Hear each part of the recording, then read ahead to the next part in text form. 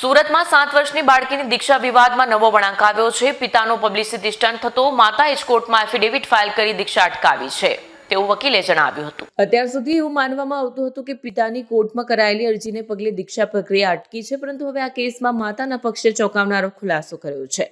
માતાના વકીલ કેતન રેશમવાલાએ સ્પષ્ટ કર્યું છે કે માતાએ પોતે જ દીકરીના ભવિષ્યને ધ્યાનમાં રાખીને એફિડેવિટ કર્યું છે।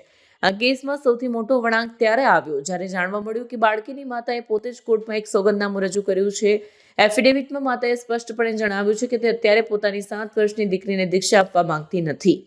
આમ દીક્ષા રોકાવા પાછળ કોઈ કાયદાકીય સ્ટે નહીં, પરંતુ માતાની પોતાની અસંમતિ મુખ્ય કારણ છે। વકીલ કેતન રેશમવાલાએ પિતા પર ગંભીર આક્ષેપો કર્યા છે। વકીલના જણાવ્યા અનુસાર પિતાએ માતાને બદનામ કરવા અને ખોટી લોકપ્રિયતા મેળવવા માટે આ અરજી કરીને પબ્લિસિટી સ્ટન્ટ કર્યો છે। માતાએ જણાવ્યું કે જ્યાં સુધી પિતાની સંપૂર્ણ સંમતિ નહીં હોય ત્યાં સુધી દીક્ષાની પ્રક્રિયા આગળ વધશે નહીં, અથવા તો દીકરી પોતે પુખ્ત વયની 18 વર્ષની ન થાય અને પોતાનો નિર્ણય લેવા સક્ષમ ન બને ત્યાં સુધી તેને દીક્ષા આપવામાં નહીં આવે। દીક્ષા મામલે થયેલી અરજી અને માતાની એફિડેવિટ બાદ હવે કોર્ટ આ મામલે શું વલણ અપનાવે છે તેના પર સૌની નજર છે। કેતન રેશમવાલા એડવોકેટ સુરત ગઈકાલે ફેમિલી કોર્ટમાં 7 વર્ષની બાળકી સંબંધે દીક્ષા સંબંધેનો એક કેસ હતો। મુખ્ય કેસ એવો હતો કે પતિ પત્ની વચ્ચે ઝઘડાઓ ચાલતા હતા। એમાં પતિએ બાળકીનો પરમેનન્ટ કબજો મેળવવા અને વાલી તરીકે નિમણૂક થવા માટે અરજી કરેલી હતી, જેમાં એક વચગાળાની અરજી આપવામાં આવેલી, જેમાં બાળકીનો દીક્ષાનો પ્રોગ્રામ હતો। એ પ્રોગ્રામ ઉપર સ્ટે મેળવવા માટેની અરજી હતી, જેનો સમન્સ અમને મળતા અમે કાલે પત્ની તરફ સાથે હાજર થયા। પત્ની તરફે અમે કોર્ટમાં એવી રજૂઆત કરી એફિડેવિટ ઉપર સવારના 11:15 વાગે કે અમે આવી કોઈ દીક્ષાનો કાર્યક્રમ હવે યોજના નથી।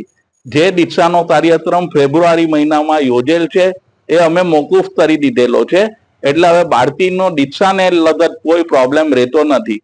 એટલે જે અરજી કરવામાં આવેલી હતી એ અરજીમાં જે દાદ હતી એ દાદ પૂરી થઈ જતી હતી।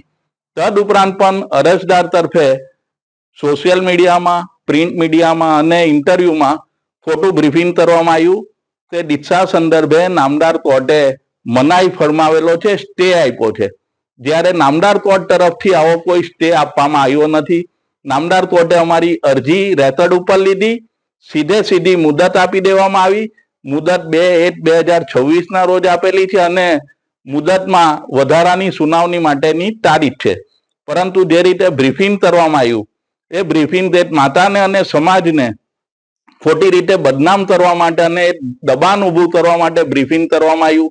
એ બ્રીફિંગ ખોટું હોય, સાચી માહિતી આપવા માટે મેં આજે પ્રેસ કોન્ફરન્સ રાખેલી અને જનતાને અને જે ખોટું બ્રીફિંગ થયું છે એ બાબતે સાચા સમાચારો જનતામાં જાય, પત્રકારોમાં જાય ને નામદાર કોર્ટને કોર્ટ કરીને જે ખોટા ન્યૂઝ આપવામાં આવ્યા છે તો સાચી હકીકત જાહેર કરવી મારી ફરજ બનતી હોય। મેં પ્રેસ મીડિયાને આજે ઇન્ટરવ્યુ આપીને સાચી હકીકત જાહેર કરેલી છે।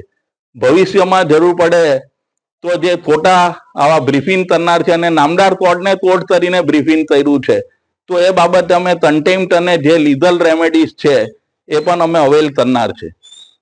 વકીલ તરીકે, એક સિનિયર એડવોકેટ તરીકે મારી પહેલી પ્રાયોરિટી એવી હશે કે ફાધર મધર વચ્ચે સમાધાન થઈ જાય, બાળકીને એના પિતા અને માતા બેવનો પ્રેમ મળે અને બેવ સાથે રહેતા થઈ જાય।